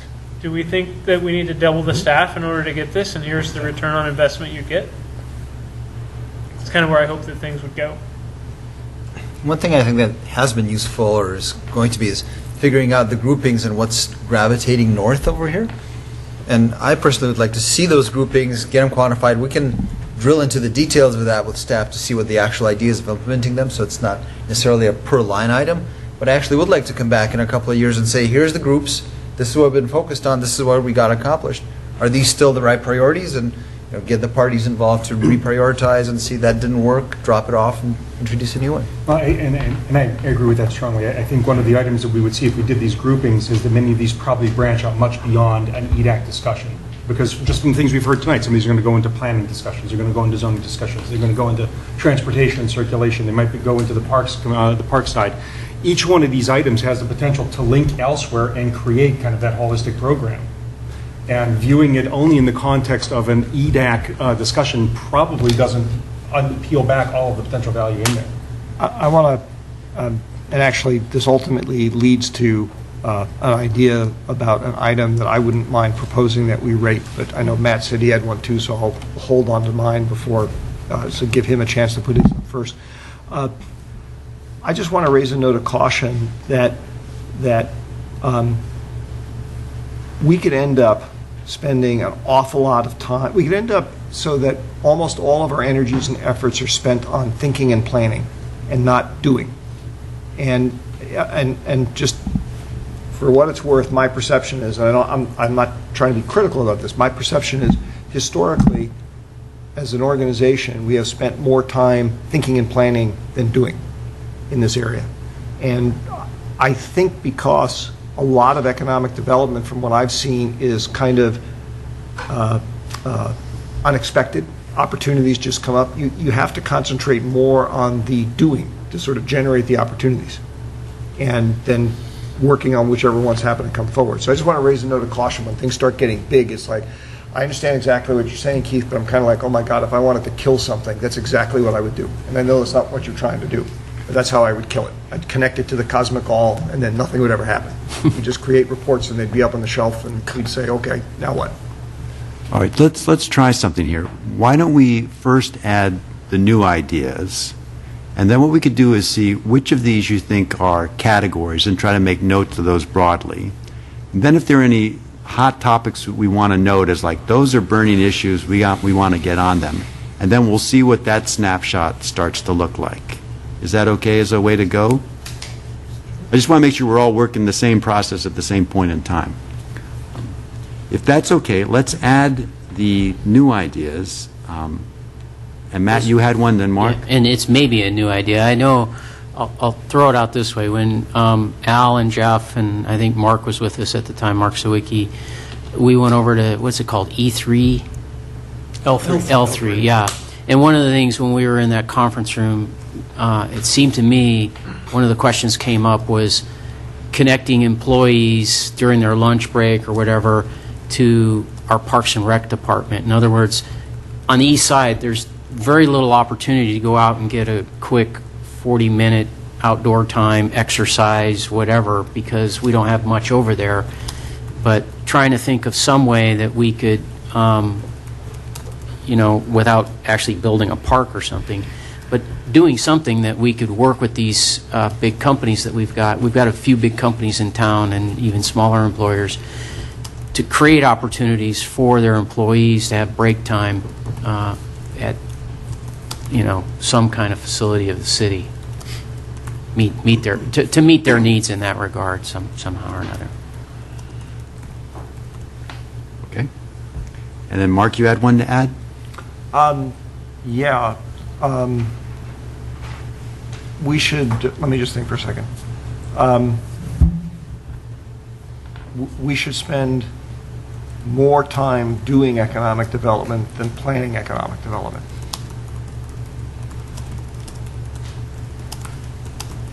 Other places I've worked have called that, we should have a bias for action. Okay. So let's rate these, and we'll go to the categories. So this one is, and I may not have this right, connecting employees during lunch breaks to Park and Rec department, allow some quick outdoor time, consider ways without specifically building something to work with big companies to create opportunities. So how would you rate the spirit of that idea?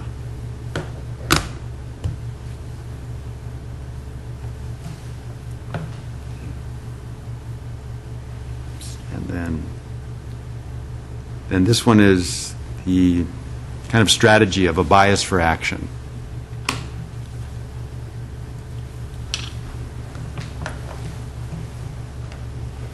Okay.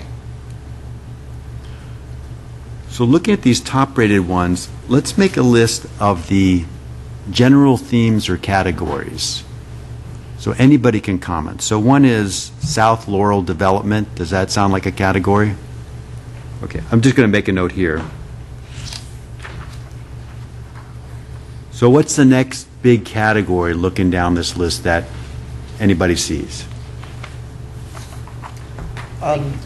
East side in general. East side, yeah. How'd you phrase that, man? The east side in general. East side in general, yeah. Concentration on east side. South Laurel Development, East Side in general, concentration. Just because it's the top. El Camino, if we're splitting it out by geography. So we like a separate thing than South Laurel. So we should call it El Camino. I think there are three that I see. There's South Laurel, there's El Camino, and there's East Side. And downtown. And El Camino, we just come up in the top. What did you say, Jeff? Downtown. Downtown. And the El Camino one we just call El Camino, and everybody knows what that means. Yeah. Okay. And then there's a downtown category? Do we have a theme running through a number of those about like improving circulation, shuttles, traffic flow, I think there's a parking and parking? transportation. Yeah, maybe those don't all fit together, but it seems to me that we're sort of wrestling with this, how do we make stuff happen more fluidly? It's a transportation category. Yeah. Yeah, there definitely seems like transportation. There also seems like there's a business outreach category. Yeah, there's a couple of those. With the transportation one, do we want to call it improving circulation or parking or just transportation in general? 'Cause here's a struggle here. If you theme something too high, you'll miss some key specific that maybe is rich and important and critical. I like the first thing you said. You said, I think, circulation and parking. You call it increasing circulation and parking. Yeah, if I had to just pick a simple one. That's just Okay. me. Especially if we're going to work on South Laurel. If we're going to develop South Laurel, we're going to have parking. No, we're all going to park at your house. So, Good luck. so the broad categories I have, unless you see another one, South Laurel Development, East Side in general, concentration, El Camino, downtown, improving circulation and parking, and business outreach. Okay, so if those are the 6 themes, then the question is, do you want to compare them to each other to see which one you think is more important? So for instance, it would say, is South Laurel Development more important than East Side, or are they about the same? Or is that not helpful for a ranking? Actually, I think personally that one I think would be an interesting one to rank. Before you move on to that, though, I don't want to lose in the top 5. We have an education one. So that was high enough. It doesn't fit. And that's, Actually, there are several things that don't fit. I mean, I hope that we're not like throwing out all the things that don't fit. I think you're just looking for general themes. you know, we want to walk away from this meeting with some kind of appropriately ranked or prioritized list so that you can take action. So it's really what makes sense to you to not lose or where we want to compare. If you see another item up there that's not a big theme, but we want to compare it to the themes, let's put it down. So education, and should we say education, is that just a general theme or a specific one there that? Is that a potential use or application on the east side element specifically? I mean, so if we talk about education, are we talking about education across and throughout the city in all elements? Or is it geared specifically because we were attaching it to the east side expertise? I'm actually going off of numbered 18, the 5th one down, which is St. Carlos to be connected with educational opportunities. It's distinct from Well, that was that, vocational. and it was the specific business component. Please, So if you have another one? Two. No, I have an objection. Okay, I just want to, excuse me one second. Yeah. I just want to make sure we're all one person talking at a time, so we don't miss key points. So I'm objecting to the process because I'm going to go back to what I said earlier. The way I look at this meeting going on is we throw this stuff back at staff. We might be kicking something out that they look at this list and they go, well, this is easily done. We can do this. Doesn't fit into one of your categories, but, you know, and if we're looking for action, there's the action over there for the most part. So give them a crack at it, and like I said, let's have another meeting after they've had a look, an opportunity to digest this and interpret it and come back at us with what they think. I think we're over managing this right now. Thank To you. that point, I think there is another category, but we've kind of parsed this a little bit in geographic terms as we've talked right now. But one very large theme would be the creation of municipal infrastructure in support of economic development, whether we're talking about parking structures or stormwater collection systems to decrease flooding. I mean, those types of things are, they shine through in different geographic categories that we've parsed them, but overall, that seems to me to be a very big overarching theme and something that the city and the city alone would be able to influence in economic development in terms of providing that key infrastructure. And how important is that we invest in that infrastructure whatever the priority is in the future. Yeah. Mark, just one more comment. Sure. Is if another approach to what I'm talking about would be simply to have a category that kind of plays on what you said about, are we going to have a bias towards action or not? And one of the categories could be, especially after staff's given it a look, some things that are more actionable than others. We could do that one tomorrow. And it would be nice to know what those are, and if it means it gets some kind of priority, at least initially, immediately, then that's a category. So, Because at some point, these things need to be parsed between short-term and long-term. Right? Some of these may be on a list 3 years from now. They still retain their importance, but it's a longer trip to get there. If I may, I agree that we can get the actionable stuff. There's things that are pretty granular that we can actually get to pretty soon. But there's also, due to limited bandwidth, only so much we can focus on, even figuring out what the programs are and what we want to focus on. So given the geographic spread, you can't say, let's work on things to improve South Laurel and East Side and El Camino. That's a little too much. So we're kind of looking for feedback from council as to which should we focus on first. Because reasonably, we can't do more than probably one of those. Well, just off the top of my head, this gets back to something that you mentioned a few minutes ago, Josh, that I had talked about last year, which is there's another way of looking at this, which is that if EDAC and staff working together came back and said, well, with existing resources, we could do one of these things. If you give us 2 more people, we could do 3 of these things. Here's what it would cost to get those kind of people. I'm not, trying to prejudge what the council would do, but to me, that's important information for the council to have, to make an intelligent decision about resource allocation, which is ultimately our biggest responsibility, or one of our big responsibilities. I also didn't want to chime in. I think, Mac, I may not agree with all of the specifics of the details, but I think you have a really good point. I agree with you on, I see us at a point where we almost ought to hand this off to staff and EDAC and have them chew on it and then bring it back. Smaller group, individuals actually looking at it and trying to see how pieces fit together. What things can be done easily, what are the trade-offs involved. well, there's a choice here. I mean, one thing is to end and hand it to staff. Another is, do you want to direct them any further on what you feel the priorities are? Or is this close enough? And I did say a few minutes ago, for me, of the 2 themes that we identified, South Laurel development and East Side evolution is the way I was thinking of it. I don't view those as necessarily an either or, but I wouldn't mind seeing what the group's sort of sense of priority is about which one of those 2 is more important, because I think the relative level of importance would guide the subsequent discussion about what ought we to be working on next and what are the priorities. There's another approach that can be taken, and that's overlay maps, where you take subjects and you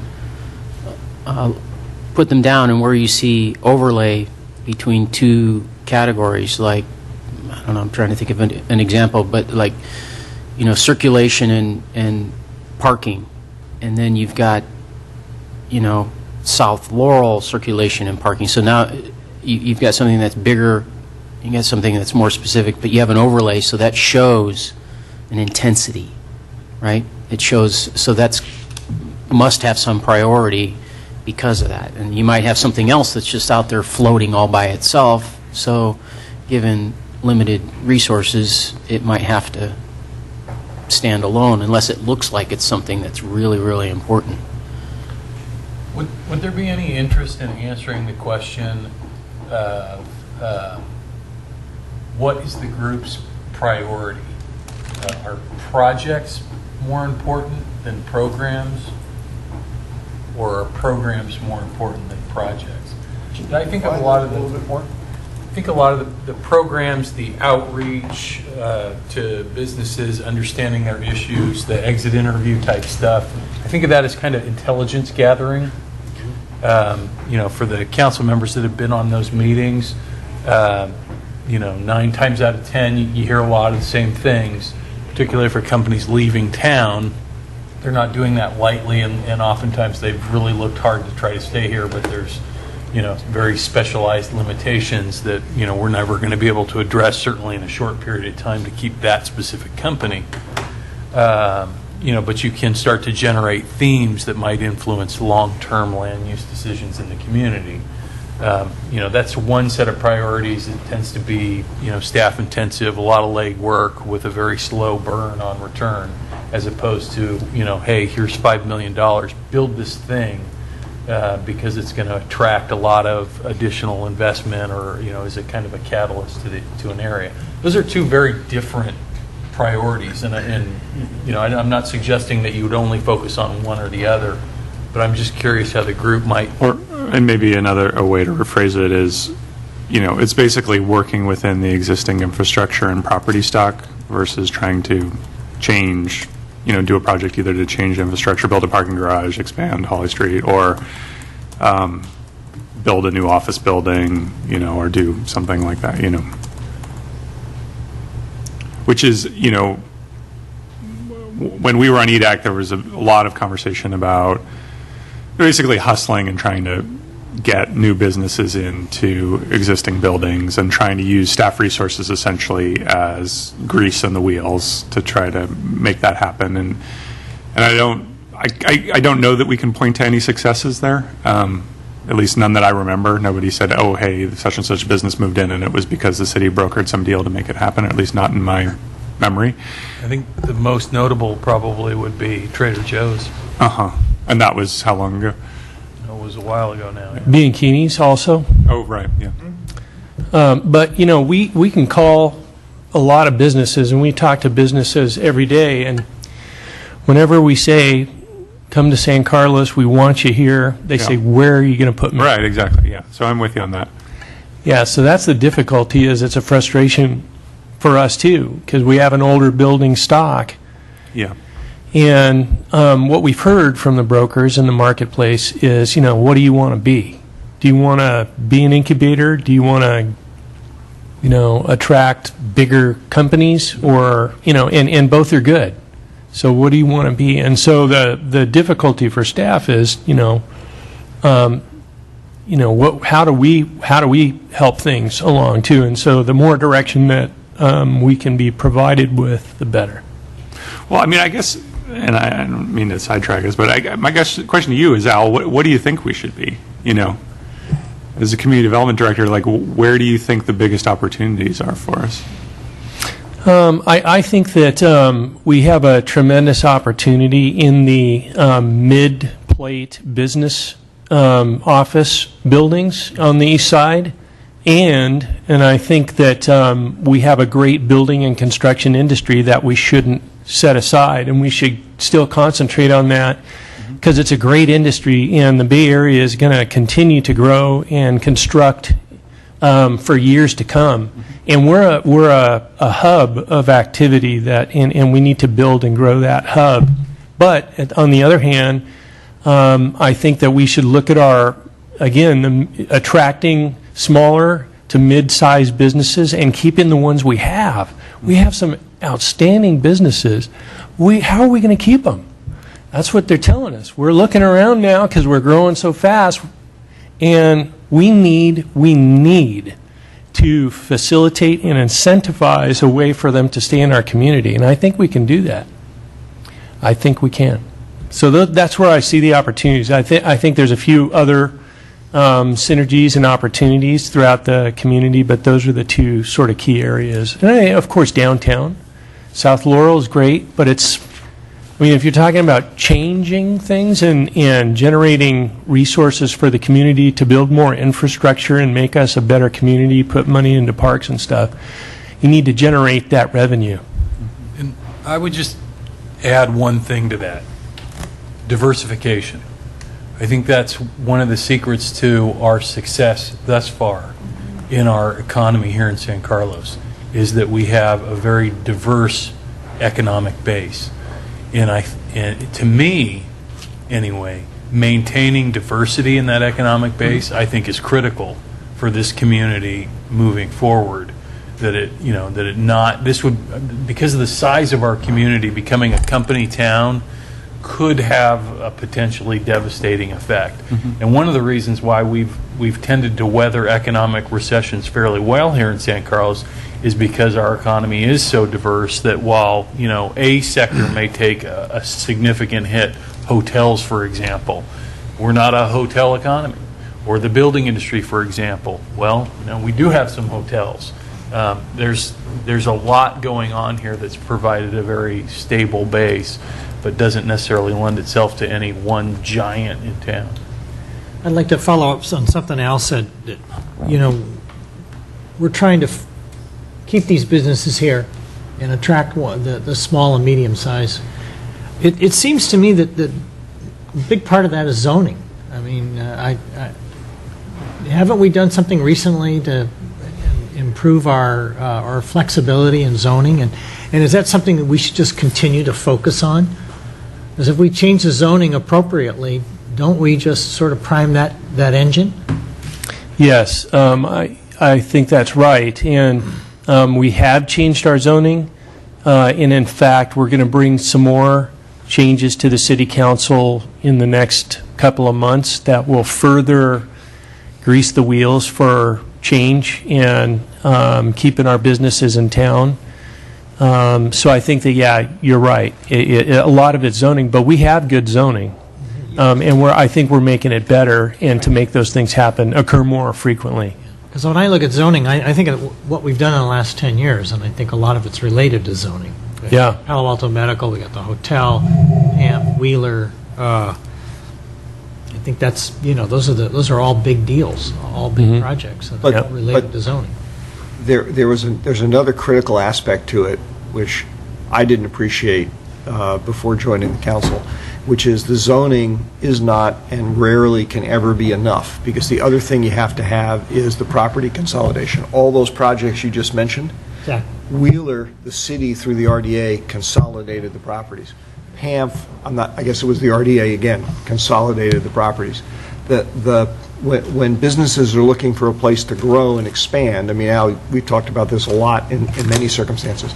The problem they run into is not that the zoning doesn't support it, it's the fact that the area that they want to expand into is owned by 6 different people, none of whom are interested in selling, okay? And so they're like, well, what can we do? Well, the answer is, unless the city were to come in and buy stuff, which is not always possible to do, they leave. And we've had long-term discussions that, to me, I have no idea what an answer is, but if somebody could come up with some creative thinking about how we encourage, we're talking about incentivize property consolidation. That's the other piece that we need to have happen. We just don't know how to do that yet. And actually, we are doing it. We're on the cutting edge, I think, as a city in the state of California with the Landmark Project. So as a city, we've stepped in to facilitate change and make change happen. And so with redevelopment, we lost our tools to be able to do that as a community. So the Strategic Acquisition Reserve Fund was really great forethought to have that, and we're able to use it where other cities they didn't think ahead. They just didn't. So we're actually setting the standard for the kind of tools that we need as a community. So that's I guess a big push as a director for those kinds of tools where we can actually effectuate change and bring you these ideas and ask you, hey, do you agree? We think this is a great idea. We should invest in this.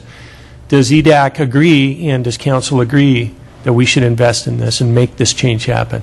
I'll grant you that we are being creative in that. The point I wanted to make, and not to take anything away from it, but the point I wanted to make is a little different. Even there, we had to be prepared to have the resources, and actually a big chunk of the resources was simply our willingness to engage in lease financing, okay? It was the Strategic Property Acquisition Reserve, although that helped. We had to be prepared to step in, but it was still fundamentally reactive, okay? The question I'm raising is there a way to create incentives that cause more existing property owners to say, hey, yes, I'd like to sell out and consolidate, so I can be happy and somebody else can come in and be happy and own a bigger piece of property. And that I don't know how we do, and that I don't see that we've actually, I don't know that anybody has made much progress on, other than sort of waiting for, like what happened with Landmark, where a bunch of people said, okay, we want to sell, and we're stepped in and said, well, we'll take it off your hands. And I think that's maybe something that ought to be put up as a, something that you should look at and think about voting on, because there are ways, there are tools, and we could bring those forward, but I guess we need to know if that's of interest to the whole group. So it'd be nice to hear whether the group is interested in doing that. Would you agree, Jeff, or on that? Yeah, I think, there are some tools and there are other decisions, other land use decisions that the city council could make to effectuate that or allow the private sector, is essentially what we're talking about, to make those types of investments. And a lot of that's going to have to do with density. The size of the development, whether you're talking residential or commercial, that you're allowing to go in, because that density equates to, the return on investment that the private sector is going to get on acquiring the dirt and putting the dirt together. And the bigger development they can build, the more they're going to be willing to spend those bucks and take that time in consolidating property, because it's a major challenge. We know, because we've probably done it more than anybody or any developer in the city.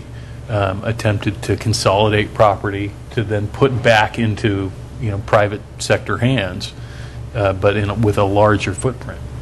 So we have about 10 minutes unless we want to take more time. So why don't we do a couple of things?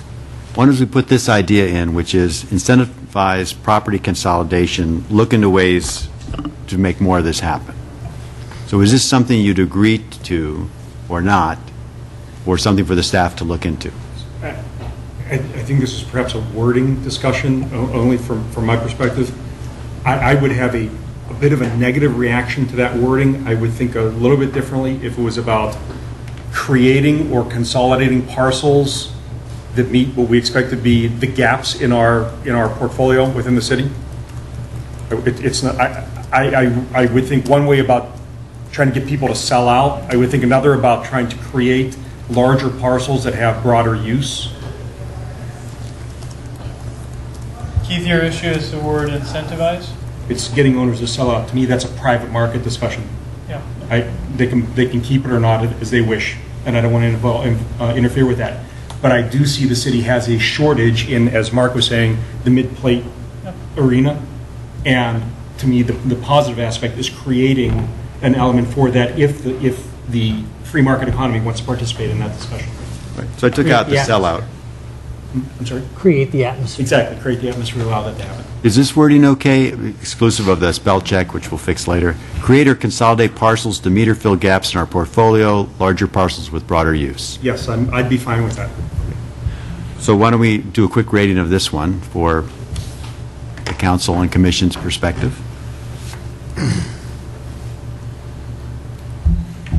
And thank you.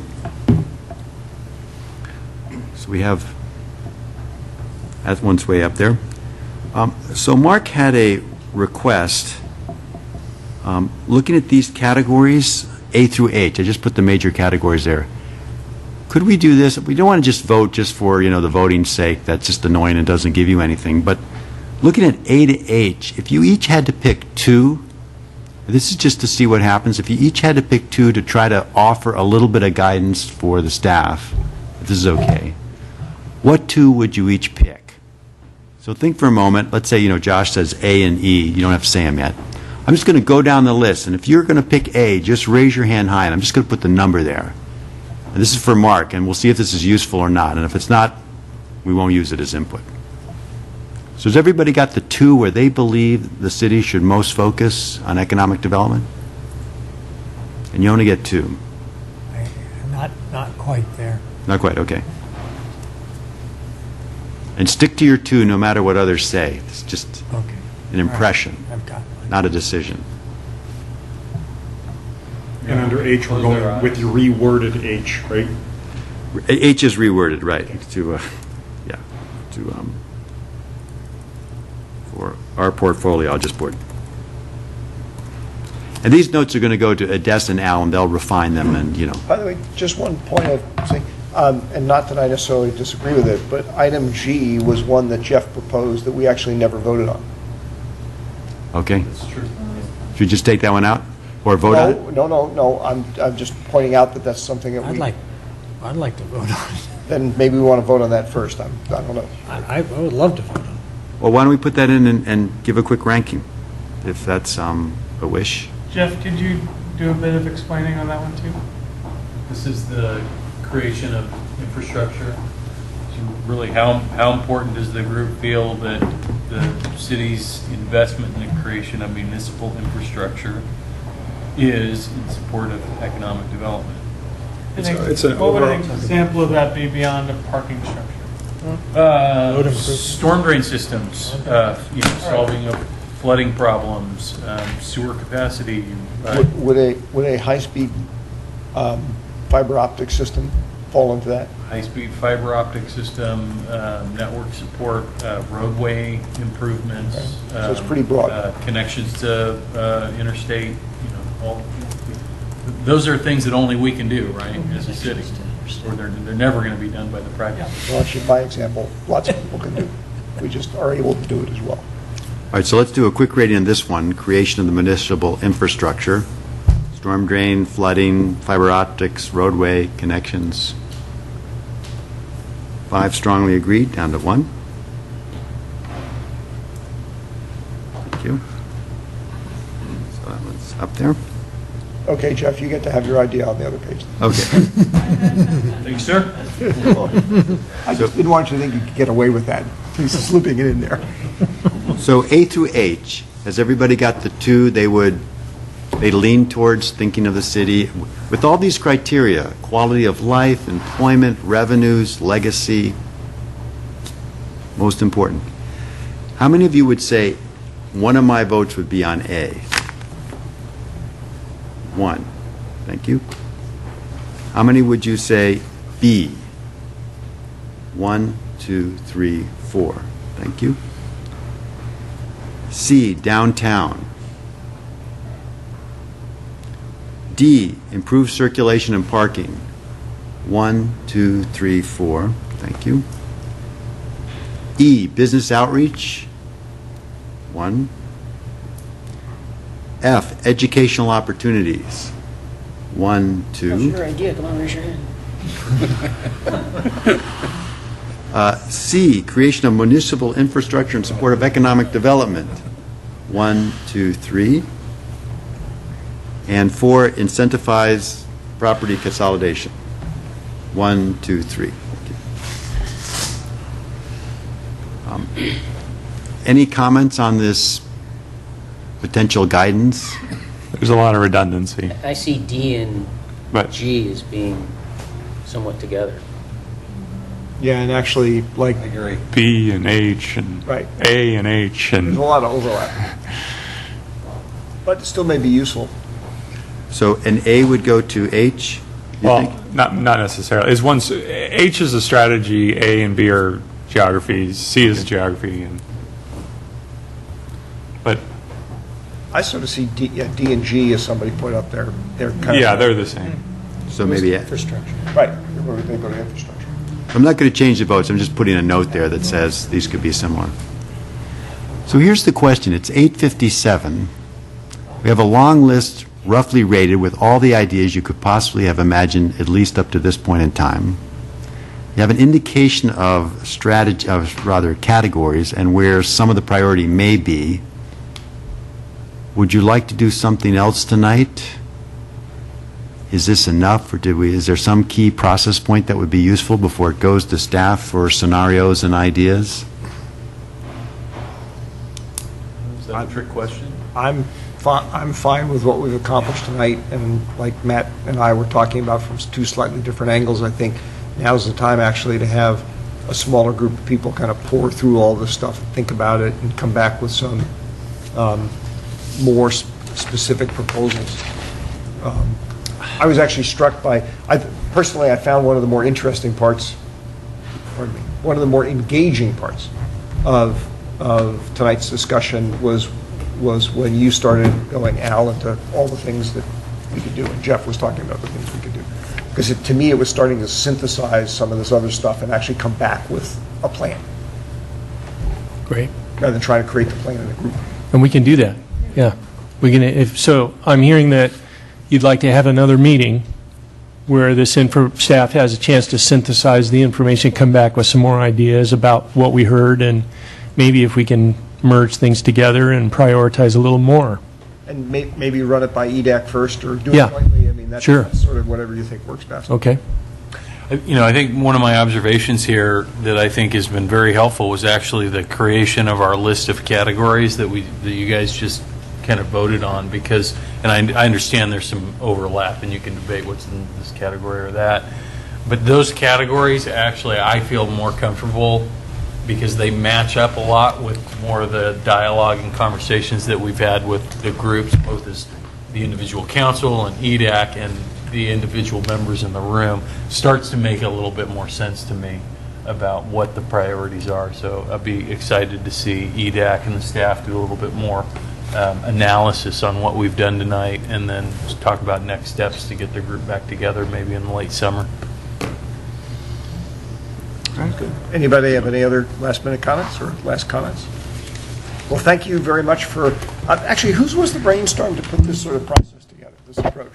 That you? We'll say it was our whole EDAC group. I liked don't it. think You was- want to take credit for it? I'm just No. kidding. It was the whole group. Well, good. I'm glad that that you guys decided to try something a little different, and Yeah. I think that was useful. Right. Thank you, Frank. You bet. Yes, thank you, Frank. Thank you. That was, I love the whole